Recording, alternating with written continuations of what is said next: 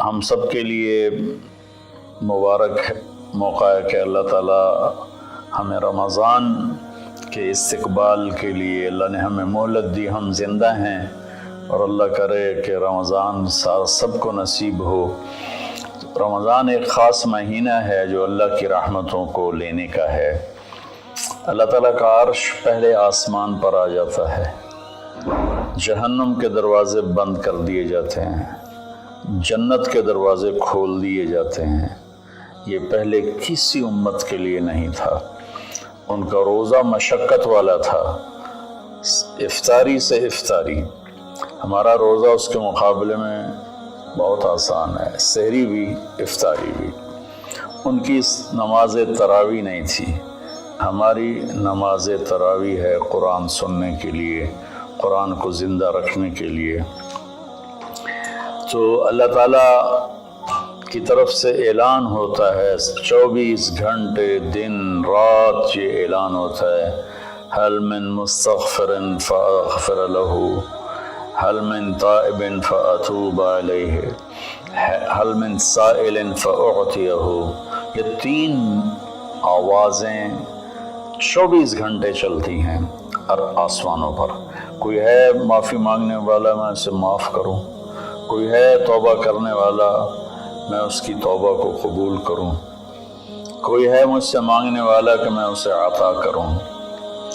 اور پھر ایک فرشتہ اعلان کرتا ہے، یا باغ الخیر اقبل، اے نیکی کے چاہنے والے زور لگا، آگے بڑھا۔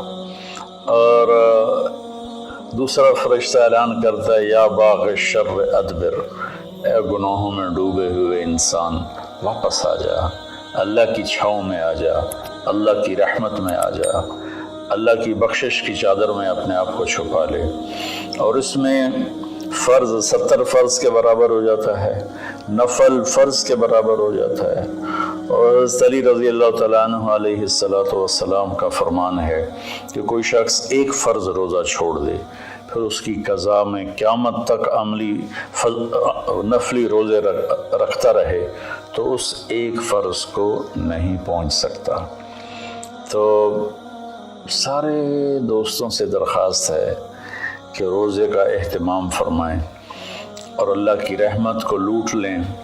اور میں ایک حدیث سناتا ہوں کہ میرے نبی نے کس طرح رمضان کا استقبال کیا۔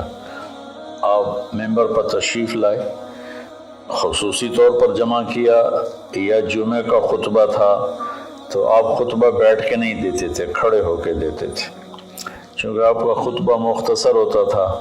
تو آپ نے فرمایا، ماذا یستقبلکم وماذا تستقبلون، وہ کون آ رہا ہے؟ مفہوم ہے، لفظی ترجمانی مفہوم مدر۔ انہوں نے کہا وہ کون آ رہا ہے اور تم کس کی طرف جا رہے ہو؟ سب یوں ہو گئے۔ پھر آپ نے کہا، ماذا یستقبلکم وماذا تستقبلون، وہ کون آ رہا ہے اور تم کس کی طرف جا رہے ہو؟ سارے صحابہ میں ہلچل مچ گئی۔ تیسری دفعہ، ماذا یستقبلکم وماذا تستقبلون، وہ کون آ رہا ہے، کس کی طرف جا رہے ہو؟ سارے پیچھے مڑ مڑ کے دیکھیں، پیچھے تو کوئی بھی نہیں، تو حضرت عمر رضی اللہ تعالیٰ عنہ کھڑے ہوئے علیہ السلام۔ انہوں نے فرمایا، یا رسول اللہ اوحی نزل، یا رسول اللہ کوئی وحی آئی ہے؟ آپ نے فرمایا لا، کہ نہیں۔ اعدو حضر، اللہ نے آپ کو آنکھ دی ہے دیکھنے والی، تو کیا کوئی دشمن مدینے کی طرف آ رہا ہے اور آپ نے دیکھ لیا ہے اور وہ ہم پر حملہ کرنے آ رہا ہے، ہم تیاری کریں؟ آپ نے کہا اللہ، نہیں یہ بھی نہیں۔ تو انہوں نے پوچھا، بھائی یا رسول اللہ کون آ رہا ہے؟ تو آپ نے کہا رمضان آ رہا ہے۔ سبحان اللہ، کیا خوبصورت انداز تھا متوجہ کرنے کا، عظمت بٹھانے کا، ہیبت بٹھانے کا، کہ رمضان آ رہا ہے۔ پھر آپ نے اس کے فضائل سنائے کہ اس میں جنت کے دروازے کھل جاتے ہیں، جہنم کے دروازے بند ہو جاتے ہیں، اور جنت کی حوریں اللہ سے دعا کرتی ہیں کہ اللہ اس رمضان میں اپنے نیک بندوں میں ہمارے شوہر ہمارے لیے منتخب فرما اور ان کے ذریعے ہماری آنکھیں ٹھنڈی فرما۔ اور جہنم کے سارے دروازے بند ہو جاتے ہیں، شیطان قید ہو جاتا ہے، اور اس رمضان کا مطلب ہے جلنا، رمض یرمز، جلنا۔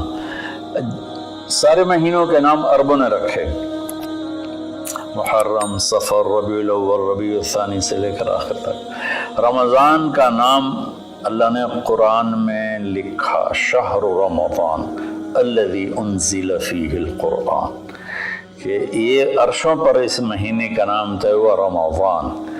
تو اس مہینے کے نام اور روزے میں کیا مطابقت ہے، ان میں جوڑ کیا ہے کہ رمضان جل جانا، اس میں جب کوئی روزہ رکھنے والا، روزہ رکھنے والی جب روزے رکھتا جاتا ہے تو اس کے گناہ پچھلے سال کے جلتے جاتے ہیں، جلتے جاتے ہیں، جلتے جاتے ہیں، یہاں تک کہ اللہ جیسے لوہے کو صاف کیا جاتا ہے آگ سے، اور دھاتوں کو صاف کیا جاتا ہے آگ سے، اور ظاہری میل کو صاف کیا جاتا ہے پانی سے، تو پورے سال میں جو گندگیاں ہمارے اندر گھس جاتی ہیں، کبھی حسد، کبھی بغض، کبھی کینہ، کبھی کچھ تو اللہ تعالیٰ اس کو اندر سے کھینچ کے باہر نکال کے صاف کر دیتا ہے۔ اور عید کی رات کہتا ہے کہ فرشتوں سے جن مزدوروں نے مزدوری پوری کر دی ہو تو اس کا کیا، اس کے ساتھ کیا ہونا چاہیے، تو سب نے عرض کیا اس کو مزدوری ملنی چاہیے۔ تو پھر اللہ تعالیٰ فرماتے ہیں تم گواہ رہو، میرے بندوں نے دن میں روزہ رکھا، رات کو قیام کیا اور میرا قرآن سنا، میں اس مزدوری کے بدلے ان کے سارے گناہ معاف کرتا ہوں۔